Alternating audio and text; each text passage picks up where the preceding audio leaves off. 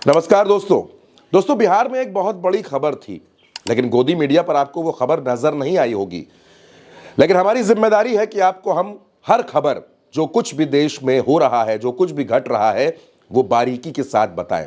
नमस्कार दोस्तों बिहार में एक खबर बड़ी चर्चाओं में थी कि गृह मंत्री और भारतीय जनता पार्टी के चाणक्य अमित शाह 5 और 6 जनवरी को पटना आ रहे हैं। वो पटना आएंगे, 2 दिनों तक रहेंगे, मंथन करेंगे, भारतीय जनता पार्टी के नेताओं को जीत का मंत्र देंगे। लेकिन अमित शाह का पटना दौरा अचानक कैंसिल हो गया। वो पटना नहीं आए, वो बिहार के दौरे पर नहीं आए।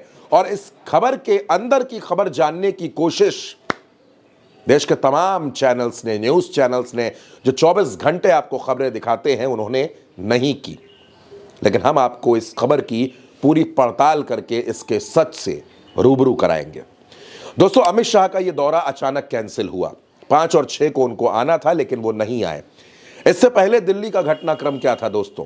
16 जनवरी को एक न्यूज चैनल के कार्यक्रम में अमित शाह ने मुख्यमंत्री पद की कुर्सी को लेकर यह बयान दिया कि बिहार में मुख्यमंत्री कौन होगा, यह बीजेपी का पार्लियामेंट्री बोर्ड तय करेगा। इसके बाद 17 दिसंबर को बाबा साहब को लेकर उन्होंने जो टिप्पणी की, उसके बाद से देश की राजनीति गर्मा गई। ये दोनों बयान नीतीश को नाराज करने के लिए काफी थे।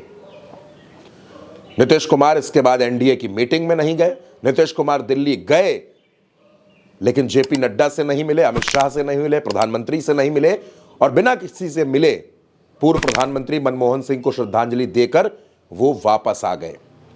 खबर आई कि अमित शाह पटना पहुंच रहे, क्योंकि भारतीय जनता पार्टी नीतीश की नाराजगी को समझ चुकी थी, उसको भनक लग चुकी थी। लेकिन जिन तारीखों में अमित शाह को पटना आना था, उन तारीखों में नीतीश कुमार की प्रगति यात्रा थी, मुजफ्फरपुर में, वैशाली में। भारतीय जनता पार्टी को लगा कि कहीं ऐसा ना हो कि अमित शाह पहुंचे और नीतीश कुमार मिलने के लिए समय ना दे, अमित शाह से मुलाकात ना करें, तो बड़ी किरकिरी हो जाएगी।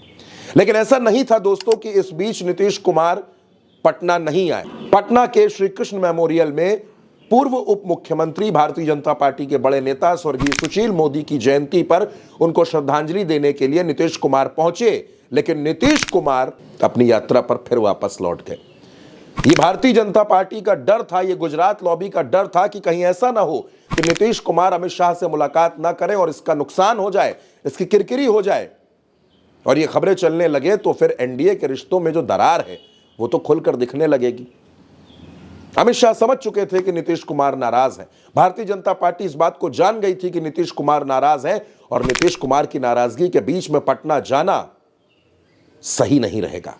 अचानक अमित शाह का पटना दौरा कैंसिल होता है। 2 दिन का यह दौरा कैंसिल हो जाता है, अमित शाह पटना नहीं आते हैं। कुल मिलाकर नीतीश कुमार दबाव बनाने की भूमिका में है।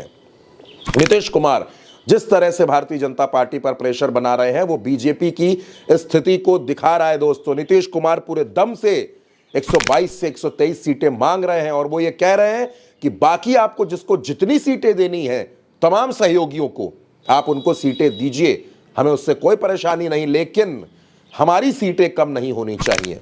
आपको चिराग पासवान को 20 सीटें देनी है, जीतन राम मांझी को 10 सीटें देनी है, उपेंद्र कुशवाहा को 5 सीटें देनी है, दीजिए, लेकिन अपने कोटे की सीटों से दीजिए। भारतीय जनता पार्टी यह चाहती है कि वो 120 सीटों पर लड़े और नीतीश कुमार 80 से 90 सीटों पर मान जाए। क्यों? इसके पीछे भी कारण है। बीजेपी को यह लगता है कि नीतीश कुमार के विधायक हैं 45 और भारतीय जनता पार्टी के 80। ऐसे में अगर नीतीश कुमार 80 से 90 सीटों पर मान जाते हैं, तो भारतीय जनता पार्टी फिर बाकी सहयोगी दलों को आराम से दबा सकती है, क्योंकि उसके लिए चुनौती नीतीश कुमार है। लेकिन नीतीश कुमार के तेवर दोस्तों बड़े बदले हुए हैं। नीतीश कुमार ये तो कहते हैं कि 2 बार वहां जाकर गलती हुई, हम वहां गए, लेकिन नीतीश कुमार ये नहीं कह रहे कि अब नीतीश कुमार दोबारा आरजेडी के साथ जाएंगे या नहीं जाएंगे। इसको लेकर नीतीश कुमार कोई साफ बात, कोई खुली बात कहने को तैयार नहीं है। नीतीश कुमार इस पर कोई भी टिप्पणी नहीं कर रहे, बल्कि वो इस पर खामोश है, पूरी तरह से चुप है। तो क्या नीतीश कुमार ने इतना बड़ा प्रेशर बना दिया है कि अब अमित शाह को अपना दौरा भी कैंसिल करना पड़ रहा है? वो पटना नहीं आ रहे। 2 दिनों का ये दौरा 5 और 6 जनवरी का रद्द हो जाता है। अमित शाह पटना नहीं आते हैं। क्यों? क्योंकि उनको ऐसा लगता है कि ऐसा ना हो कि नीतीश कुमार मिलने से इनकार कर दें। दोस्तों, अगर अमित शाह पटना आते, नीतीश कुमार उनसे ना मिलते, तो उस स्थिति का सामना कर पाना भारतीय जनता पार्टी के लिए बेहद मुश्किल हो सकता था और शायद इसीलिए यह दौरा कैंसिल किया गया। लेकिन इस दौरे के कैंसिल होने के बाद से तमाम सवाल खड़े हो गए हैं कि क्या एनडीए में सब कुछ ठीक चल रहा है। दोस्तों, ये सवाल बेहद अहम है। इस सवाल के जवाब में आप जो कुछ भी कहना चाहें, आप अपनी प्रतिक्रिया हमें कमेंट बॉक्स में जरूर बताएं।